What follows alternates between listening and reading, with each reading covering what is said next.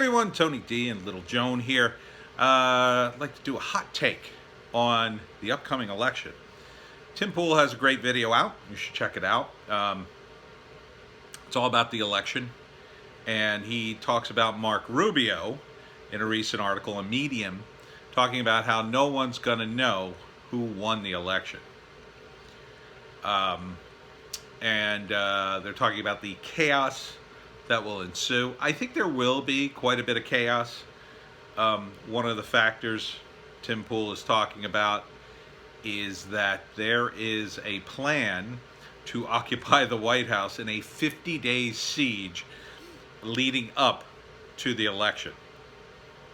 I think that is a terrible idea.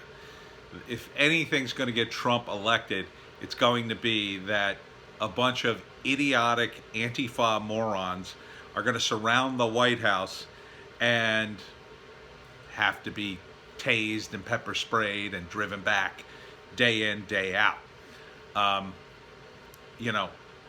First off, what are they protesting this point? Oh, right, Trump, because everything's been about Trump. They're not going to be able to pull off, oh, this is all about George Floyd. Nah. Oh, it's all about BLM. Nah, not anymore. By the time you get to September, you start doing that, it's just going to be about Trump. And at the same time, Biden will have to come out of his hidey hole. He will have to. Okay, after August, after the DNC convention, which is going to be online and all digital at this point, after his VPs finally announced, they're going to have to come out and do some campaigning. I mean, are you really going to pick a VP and then continue to hide in your basement with her? I don't think so, Joe. Either they come out and start campaigning, or, there is no election. Another thing he talks about is the disruptions from foreign actors in our elections. I don't happen to think that Russia is a significant factor in this. They don't have a whole hell of a lot of reasons to unravel the United States, except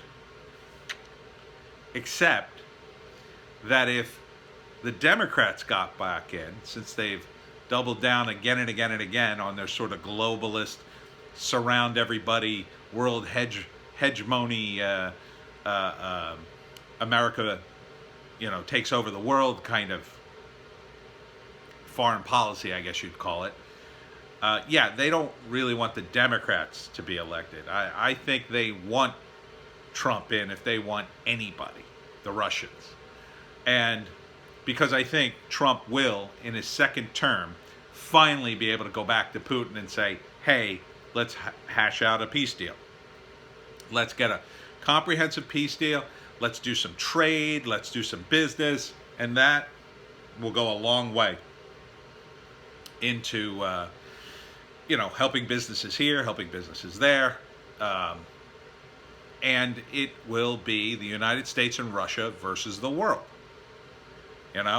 It will be the U.S. and Russia calming everybody down. We will transition to a shared sort of policeman of the world kind of thing, except that we're slowly pulling out of that function.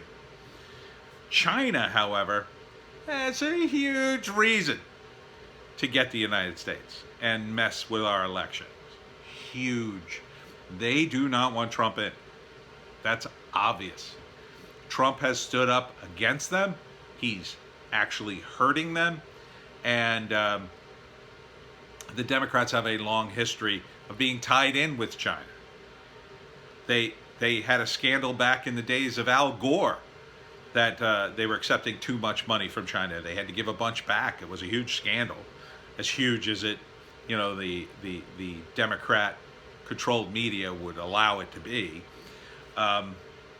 So I think China is the real enemy here. I think China is probably responsible for the chaos in 2016. I don't think it's Russia. I think it's all China. Russia from a computer standpoint, I suppose it's okay. I suppose it's comparable to something, but the Chinese, they've been working on that a while. They've been stealing our secrets for a long time. If there's anything they're going to be reasonably good at, and probably better than Russia, would be computers. Yeah, would be hacking, getting into our systems, and making Russia take the fall.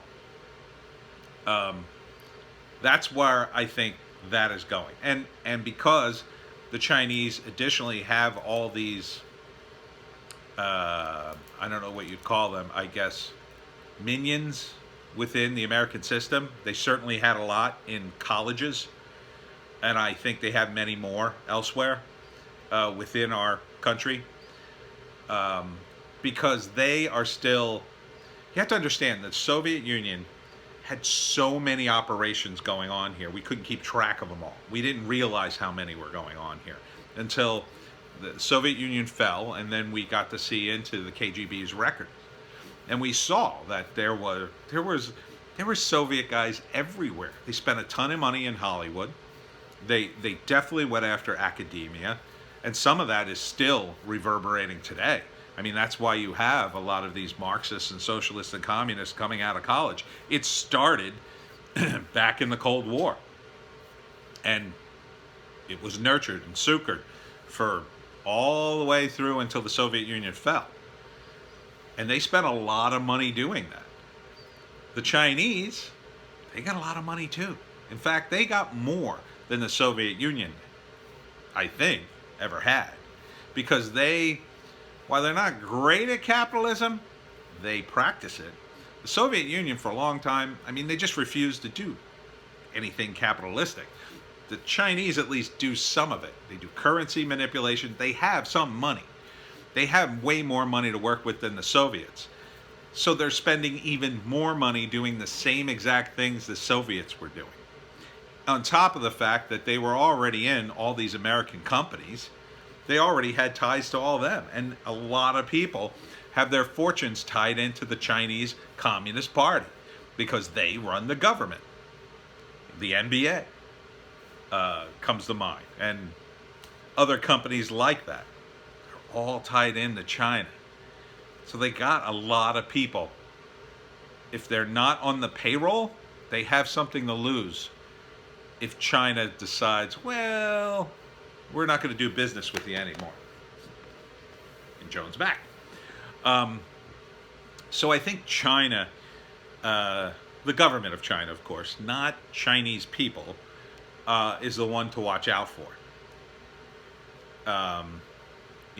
This is where we really got to look out, because the Communist Party of China has no reason to want the United States to flourish.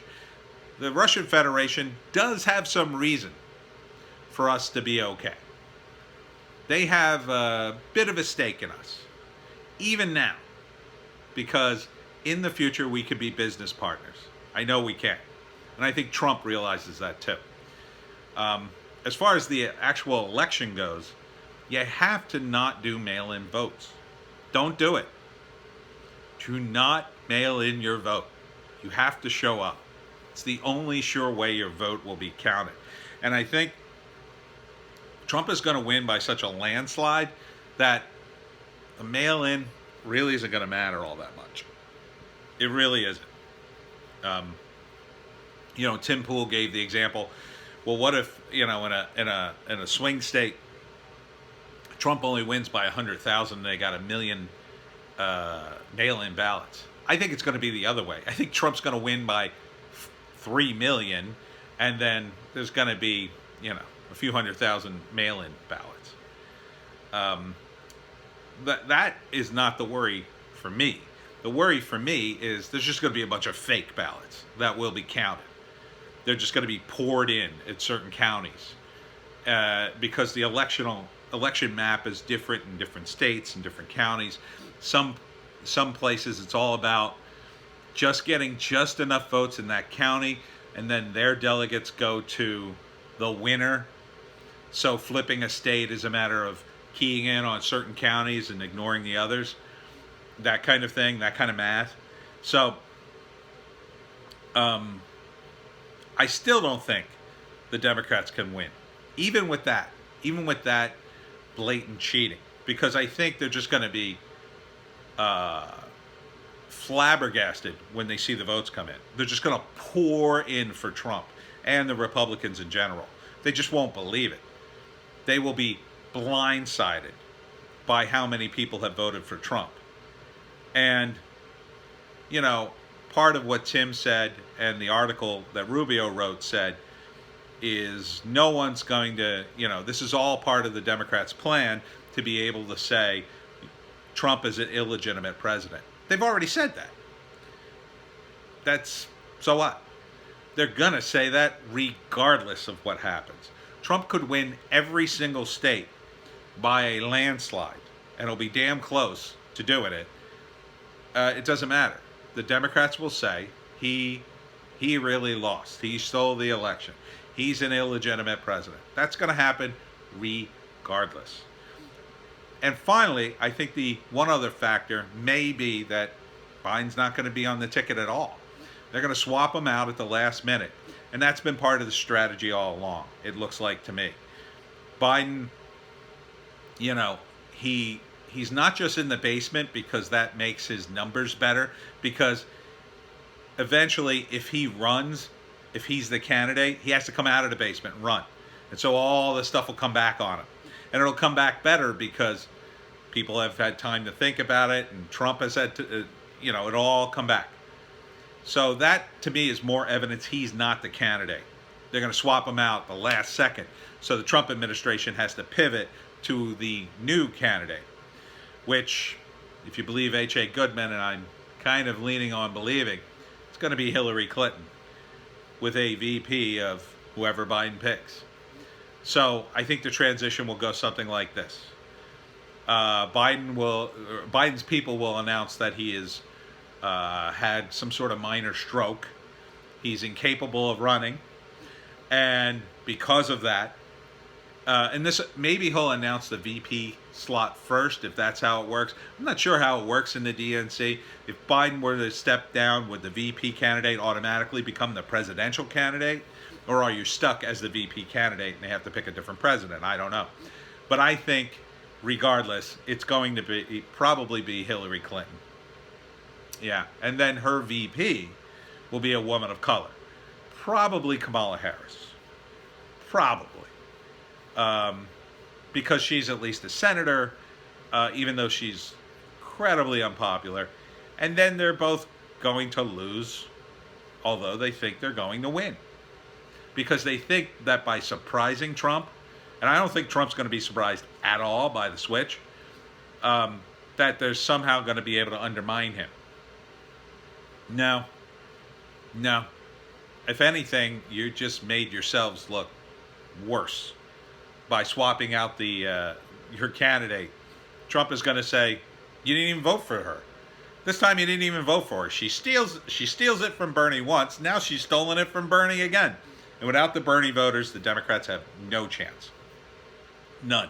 It's like 25% of the party gone. Will not vote for Hillary. Or, quite frankly, Biden. A lot of them. So this idea that you can overthrow the president, even if you could do it, the Republicans are going to win everything else. No, it's not going to work. Your coup is not going to work.